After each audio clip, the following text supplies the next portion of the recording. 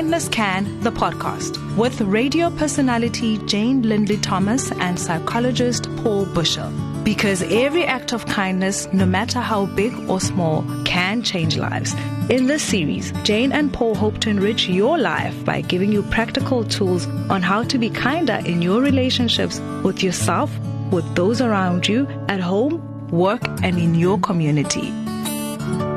So very good morning to you, Paulie, and to everyone that's joined us here today, and to my very dear friend, Matthew Willman. It's so wonderful to see your face, a documentary fine art photographer who had the privilege of working with Mandela for 10 years, very committed to charities across Southern Africa, particularly across KwaZulu-Natal.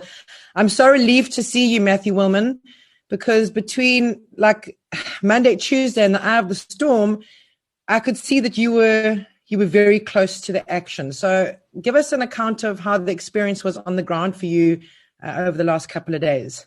Thanks, guys. Paul, Jane, thanks for the work you do. I think it's amazing. I think the community is blessed to have you in our midst and what you're doing. So just keep doing what you're doing.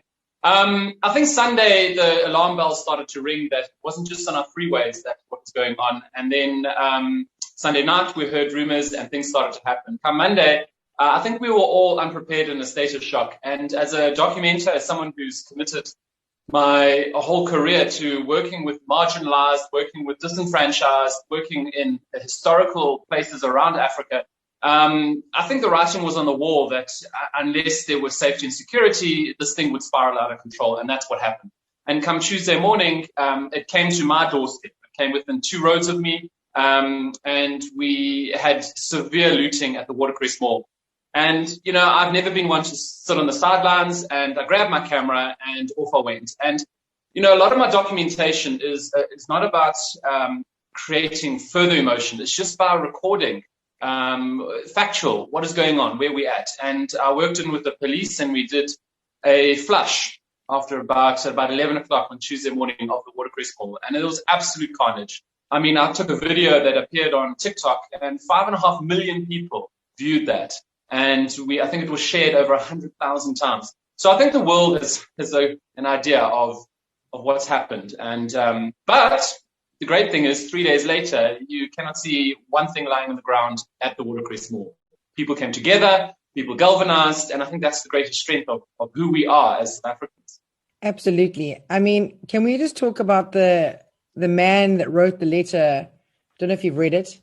To the people that saw the writing on the wall and was so glad that they got out when they did. I don't know if you've seen that video, but in talking about the rebuilding and the cleaning, what are your comments around that?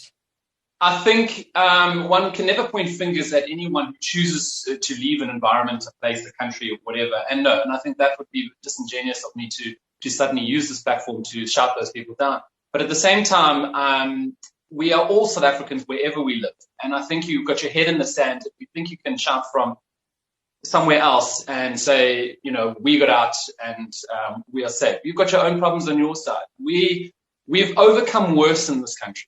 And I think we have to accentuate the positive at every point and step in life. So that's for me is more negativity we don't need. And I think we just need to, I've had more positive coming from overseas than anything negative. So we just got to keep accentuating positivity. Yeah, I think it must be very hard for South Africans all around the world who still feel so connected to this space. And, you know, my sister lives in Australia, and we've been speaking every day. And she talks about the helplessness, the heartbreak of connecting and empathizing with this collective South African experience.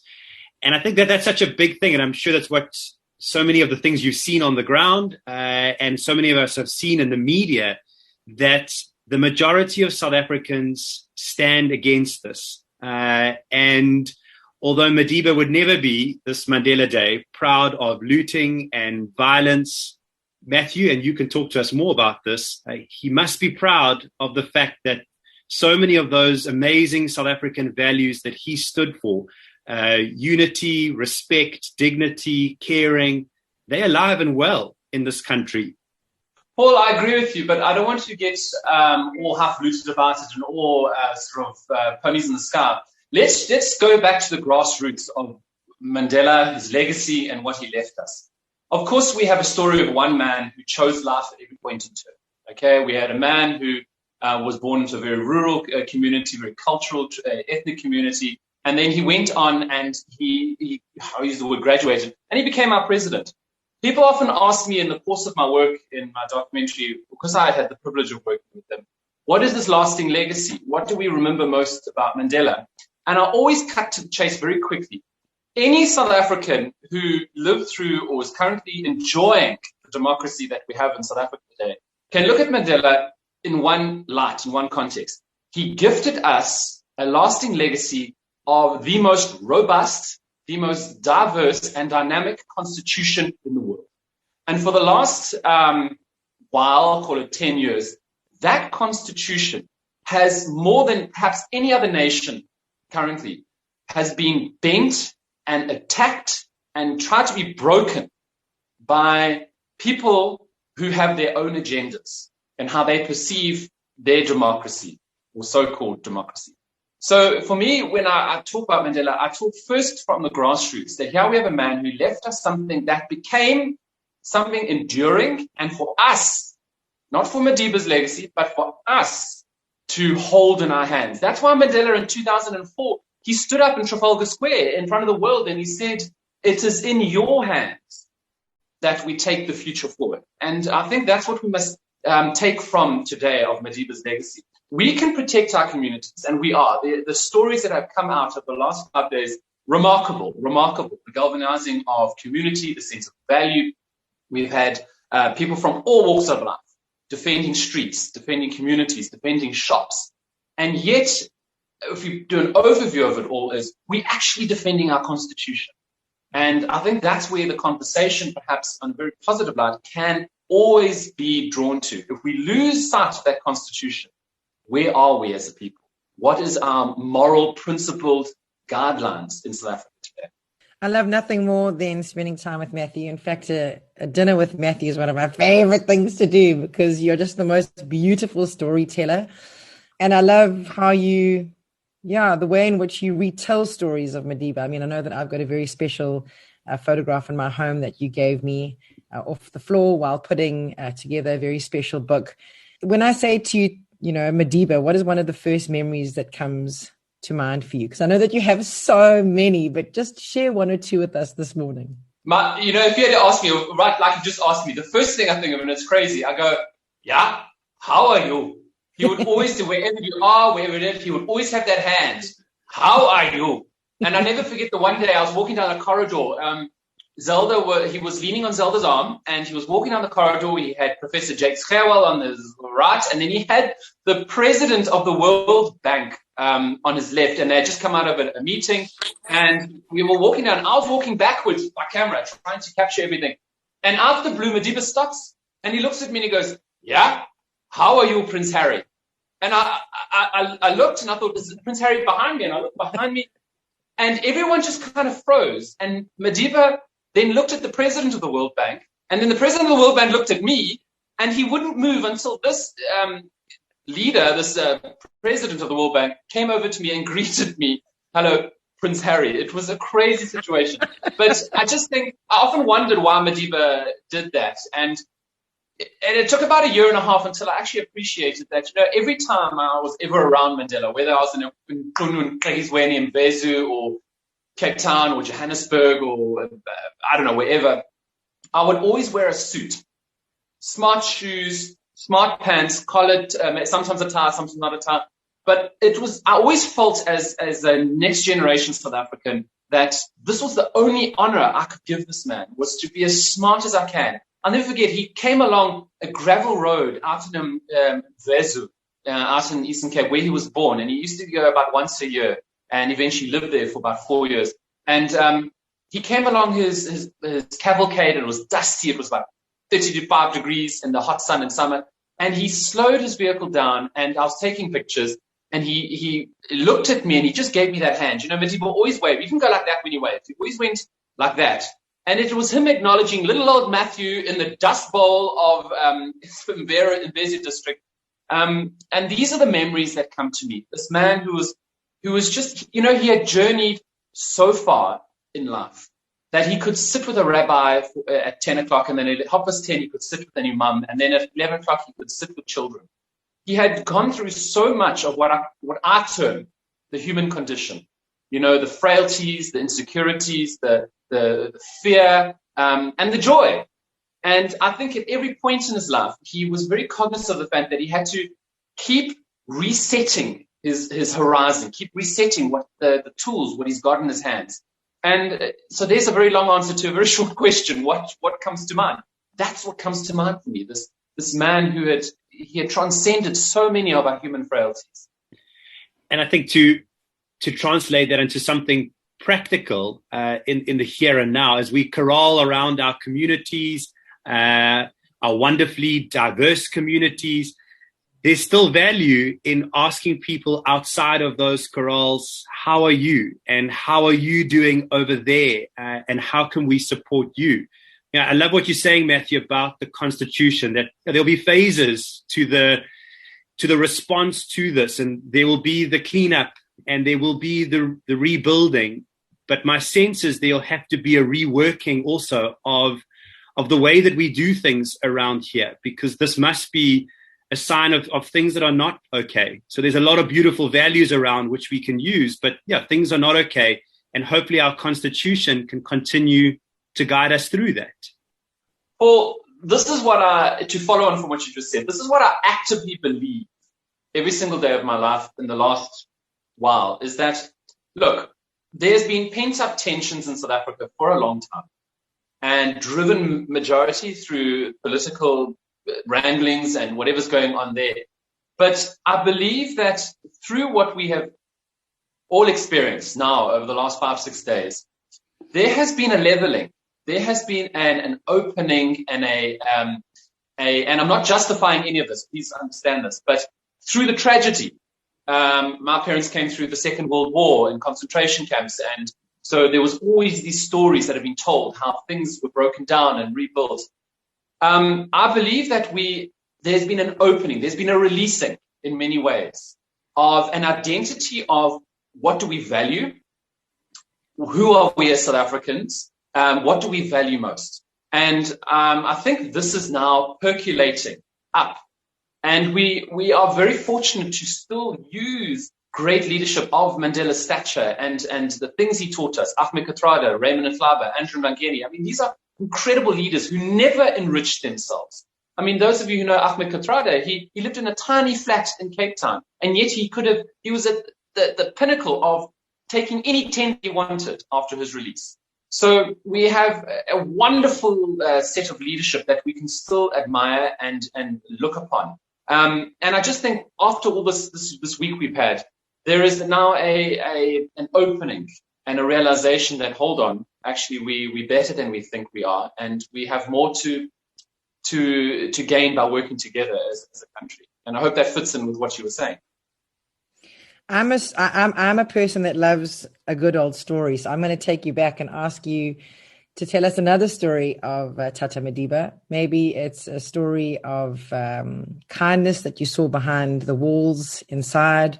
I love the story that you tell about how you got that shot with him in his office. Yeah. Share another beautiful story with us, please. I love the way you tell a story. It's actually been quite a while since I've told any stories because, as you know, I do a lot of public speaking, and COVID has really shut that down. I was very idealistic when I began with Mandela. I thought I could just go in there and the world is mine, and I could just take any picture I wanted. And I remember, just before I talk about the Amanda first, I remember the second time I was shooting Madiba, naturally I lay on the ground and was shooting up. And I think I upset every single person in that room, the bodyguards, Zelda, the Mandela Foundation. Who was this person lying down in front of Mandela? Whatever. And then everyone was murmuring. And then when I showed them the images, they're like, that's why. And I think after that, the foundation never really questioned me on my approach. But there was one image, no matter how whatever I documented around Mandela, I did not achieve. My whole portfolio just wouldn't be what it is today. And that was Mandela's iconic Amanda fist. Because remember, guys, it was a fist that was there that Martin Luther King used in the liberation and the civil rights movement in America and in India and in Southeast Asia. And here in Africa, the fist, which we call the Amandla fist power, was synonymous with people who in subjugation. And I asked willy-nilly, I just said to Zelda, please have a photograph of his Amandla fist, and it was shut down. For 6 years, it was shut down. I asked everyone, and I probably could have just asked Madiba, but I probably would have been fired. And it wasn't until the 28th of March, 2011, 18 months before Madiba passed, or just over, about to call it a year and a half, I was in his office, and he had been with a dignitary, and he walked out, and Madiba swung around to me, and he looked at me, and he says, right, now I'm ready. And he just went like that. It was me, a bodyguard, and Mandela in the room. And it was almost like the entire legacy of our country's history was playing out right in front of me. You know what? I screamed for Zelda, who came hard-looping around the corner, and I just threw. I threw this velvet cloth that I kept in my camera bag for 6 years on the hope that Madiba would allow me. And they just held up this cloth behind, and I literally, in a F25, no, what was it, 5.6 at 1/25 of a second, because I must explain, I didn't use digital images around Madiba because of archiving purposes. We always used film. And I remember shooting off these I think I took 2 or 3 shots, zoomed in a little bit wider, of Madiba's fist. And that ended up being my very, very last photo shoot with Nelson Mandela. And that image sits today at the United Nations. It is used around the world by the United Nations in Mandela Day, and in reminding people that, it's the people we fight for.